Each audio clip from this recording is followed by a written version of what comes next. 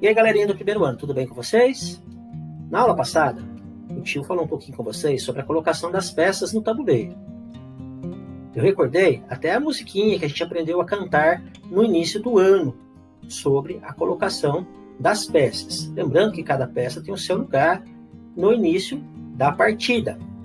E o tio deixou algumas atividades para que vocês fizessem, para reforçar, para que vocês pudessem estar guardando os lugares onde as peças ficam no início do jogo.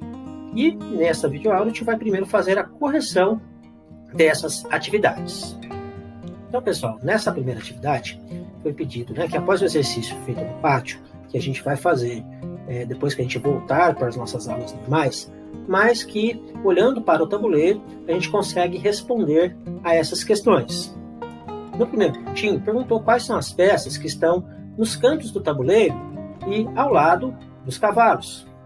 Então, observando o tabuleiro, o que nós temos? Nós temos que, sempre no cantinho, como é no castelo, que ela representa o castelo, a gente tem a pecinha que é a torre. São duas torres, tanto para as claras quanto para as escuras, e que elas ficam no cantinho do tabuleiro.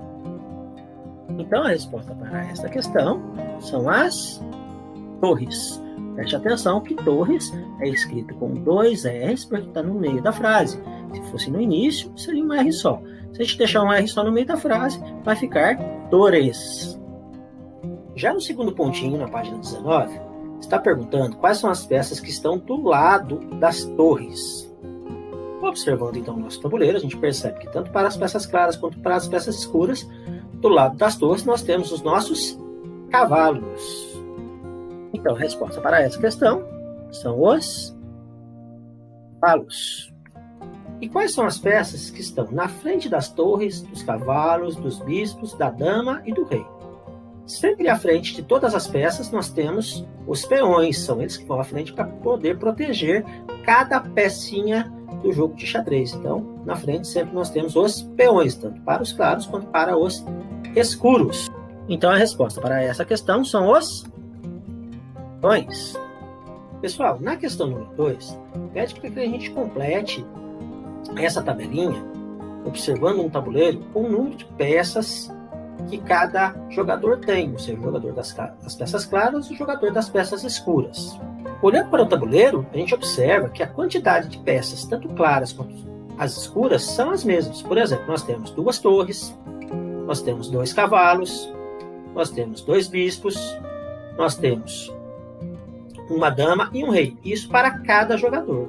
E no total de 1, 2, 3, 4, 5, 6, 7, 8 peões.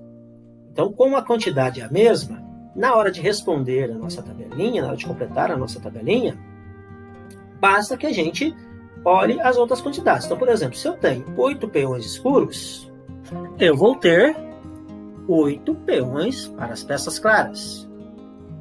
Se eu tenho 2 torres claras, eu vou ter também 2 torres escuras. O mesmo acontecendo com os cavalos e com os bispos.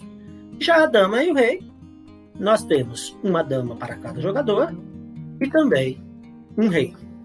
Na questão número 3, pede para a gente usar feijões ou pedrinhas e somar a quantidade de peças claras e escuras e preencher o quadro. Vale notar que a mesma quantidade de peças claras é a quantidade de peças escuras. Então não tem necessidade de eu contar todos. Mas se eu contar então a quantidade de peças claras, vamos ver aqui, 1, 2, 3, 4, 5, 6, 7, 8, 9, 10, 11, 12, 13, 14, 15, 16. Então são 16 peças claras e 16 peças escuras. Então nós temos 16 peças claras, 16 peças escuras, o que dá uma soma de 32 peças no total, somando as peças claras e as peças escuras. Para o exercício número 4, nós vamos completar as frases com o nominho das peças.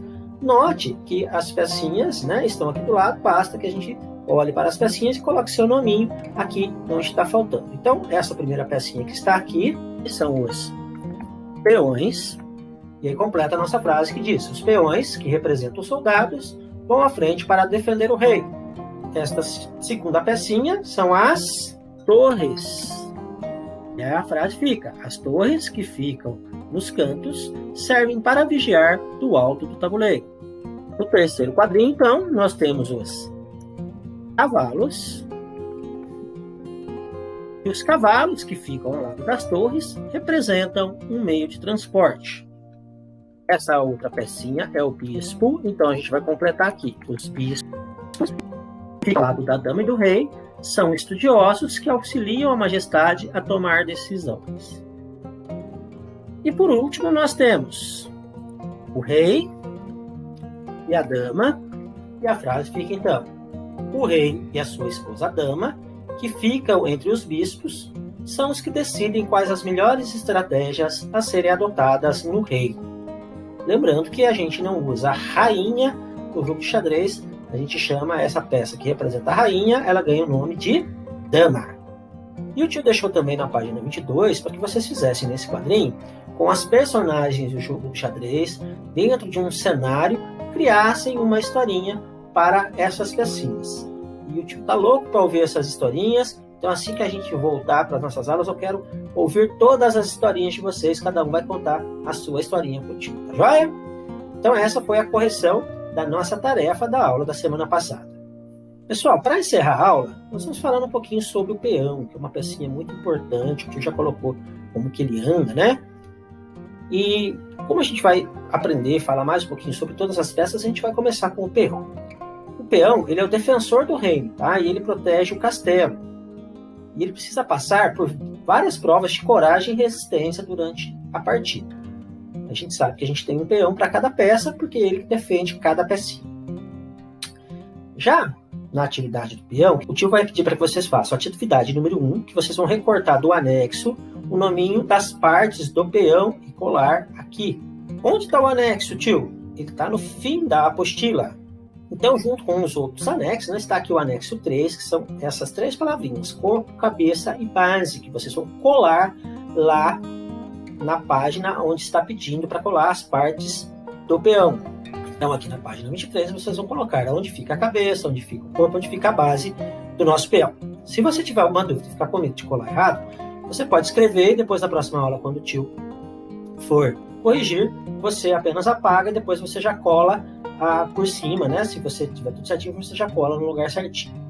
Depois vocês vão colorir pro tio essa pecinha, certo? Aí você pode colorir do jeito que você quiser. Quer ver um peão bem bonito mesmo, bem colorido. Tem o capacete, tem o escudo, né? Sua roupinha, mas que você vai colorir esse peão. Na página 24, a gente tem o exercício número 2, que vai pedir para você contar quantos peões claros que existem, quantos peões escuros, e depois somar o total de peões para colocar aqui do ladinho. E por último, vocês vão, no exercício número 3, achar palavrinhas, tirar de revista, de jornais ou até impressos, que rimem com a palavra peão, ou seja, tem que terminar em ão. Então, por exemplo, o tio vai falar uma aqui que o tio gosta muito, que é lógico que é uma comida, uma fruta, que é o mamão. Por quê? Não termina em ão. Então, peão rima com mamão.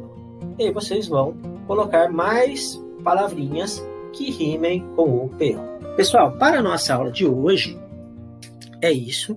Fica a tarefinha, então. Na próxima semana, o tio faz a correção com vocês. Então, um grande abraço do tio, boa semana e fiquem com Deus.